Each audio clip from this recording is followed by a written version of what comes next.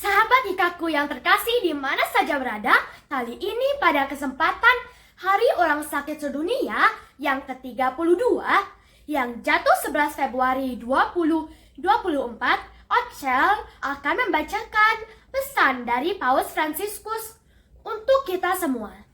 Demikian isi pesan Paus Fransiskus. Mari kita dengarkan bersama. Tidak baiklah kalau manusia itu sendirian. Penyembuhan orang sakit melalui penyembuhan relasi. Tidak baiklah untuk manusia sendirian. Menurut Kejadian bab 2 ayat 18. Sejak semula Allah yang adalah kasih menciptakan kita untuk persekutuan. Oleh karena itu, kita sejak lahir dikaruniai kemampuan untuk membangun relasi dengan sesama. Kehidupan kita yang merupakan gambaran Trinitas akan mencapai kepenuhannya melalui jalinan relasi persahabatan dan cinta kasih, baik dengan memberi maupun menerima. Kita diciptakan untuk hidup bersama, tidak seorang diri.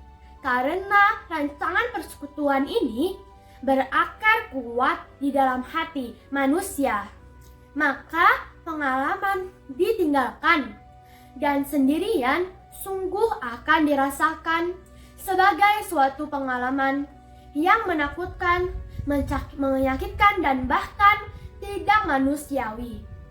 Hal ini terutama terjadi ketika kita berada dalam kerentanan, ketidakpastian, dan ketidakamanan yang seringkali disebabkan oleh penyakit yang serius.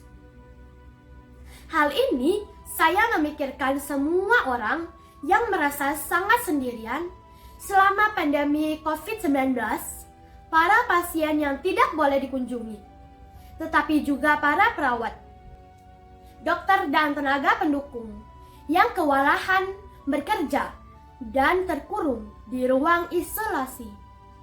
Tentu saja kita pasti ingat semua orang yang harus menghadapi saat kematiannya sendiri, yang hanya dibantu oleh petugas kesehatan namun jauh dari keluarganya sendiri. Saya juga ikut merasakan kepedihan, penderitaan, dan keterangsingan yang dirasakan oleh mereka yang karena perang dan konsekuensi tragisnya tidak memperoleh dukungan dan bantuan. Perang adalah penyakit sosial yang paling mengerikan dan menimbulkan korban paling besar dalam kelompok yang paling rentan.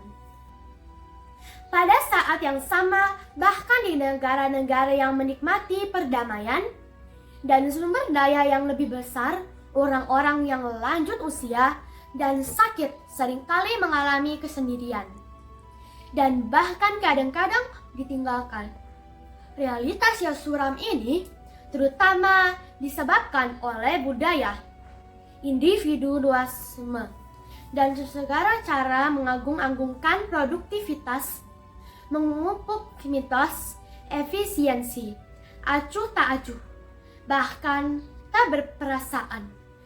Ketika individu tidak lagi memiliki kekuatan yang dibutuhkan untuk mengimbanginya, individualisme yang demikian itu melahirkan budaya membuang, di mana manusia tidak lagi dipandang sebagai nilai terpenting yang harus diperhatikan dan dihormati, terutama ketika mereka miskin atau cacat, belum berguna seperti bayi dalam kandungan, atau tidak lagi diperlukan seperti orang tua.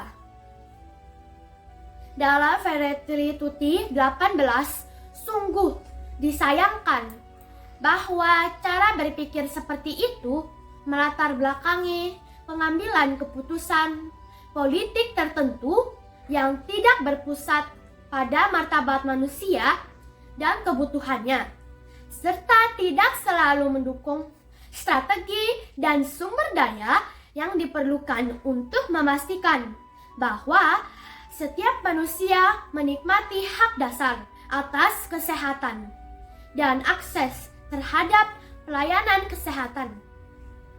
Ketidakpedulian pada kelompok rentan dan isolasi terhadap mereka ini juga diperparah dengan pengurangan pelayanan kesehatan yang hanya sebatas penyediaan pelayanan. Tidak ada perjanjian terapeutik antara dokter, pasien, dan anggota keluarga. Namun pada saat yang sama, luka dosa yang mematikan yang menjalar dengan menimbulkan kecurigaan, keretakan, perpecahan yang mengakibatkan keterasingan, dosa, menyerang manusia, dan seluruh relasi mereka dengan Tuhan, diri sendiri, orang lain, dan ciptaan. Keterasingan seperti ini menyebabkan kita kehilangan makna hidup kita.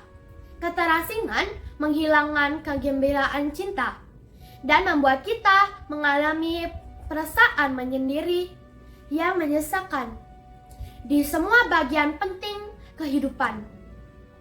Saudara-saudari, bentuk perawatan pertama yang diperlukan dalam penyakit apapun adalah kedekatan yang berbela rasa dan penuh kasih sayang.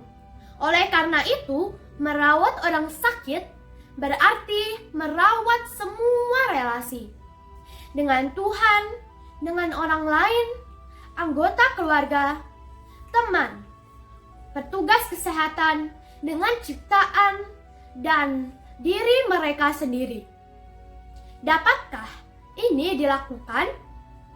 Ya, hal itu dapat dilakukan dan kita semua dipanggil untuk memastikan hal itu terjadi.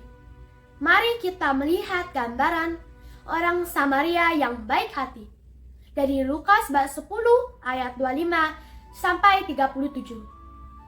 Pada kemampuannya untuk merendah dan mendekatkan diri pada orang lain, pada kasih lembut yang ia gunakan untuk merawat luka-luka saudaranya yang menderita. Kita ingat kebenaran utama dalam hidup ini. Kita lahir ke dunia ini karena seseorang menyambut kita. Kita diciptakan untuk cinta kasih. Dan kita dipanggil untuk persekutuan dan persaudaraan. Aspek kehidupan kita inilah yang menopang kita, terutama pada saat sakit dan rentan. Ini juga merupakan terapi pertama yang harus kita terapkan untuk menyembuhkan penyakit masyarakat tempat kita tinggal. Kepada kalian semua yang sedang mengalami penyakit, baik sementara maupun kronis, saya ingin mengatakan ini. Jangan malu. Dengan kerinduan, Anda akan mendekatkan dan kelembutan. Jangan menyembunyikan kerinduan itu. Dan jangan pernah menganggap diri Anda menjadi beban orang lain. Kondisi orang sakit mendesak kita semua untuk mundur dari kesibukan hidup kita demi menemukan kembali diri kita sendiri. Pada masa perubahan yang besar ini, kita umat Kristiani khususnya dipanggil untuk menjadi seperti Yesus yang penuh belas kasih. Mari kita peduli terhadap mereka yang menderita dan sendirian, mungkin terpinggirkan dan terasingkan. Dengan cinta terhadap sesama yang dilimpahkan Kristus Tuhan kepada kita dalam doa, khususnya dalam Ekaristi. Marilah kita merawat luka kesendirian dan keterasingan. Dengan cara ini, kita akan bekerja sama dalam memerangi budaya individualisme dan ketidakpedulian dan budaya membuang, serta memungkinkan tumbuhnya budaya kelembutan dan kasih sayang. Orang sakit, kaum rentan, dan orang miskin adalah inti dari gereja. Hal-hal tersebut juga harus menjadi pusat perhatian kemanusiaan dan pastoral kita. Semoga kita tidak pernah melupakan ini. Dan marilah kita membawa kepada Maria yang Maha Kudus kesehatan orang sakit, agar Bunda Maria berkenan menjadi perantara bagi kita dan membantu kita menjadi aktor dan aktris bagi relasi yang dekat dan bersaudara. Roma, Santo Yohanes Latran, 10 Januari 2024. Fransiskus. Demikianlah tadi pesan khusus dari Bapak Paus Fransiskus untuk Hari Orang Sakit Sedunia yang ke-32. Mari kita saling menjaga relasi untuk kesembuhan orang sakit di sekeliling kita. Tuhan Yesus memberkati. Doa kami untuk semua sahabat IKAKU di mana saja yang sedang sakit, semoga lekas sembuh. Amin.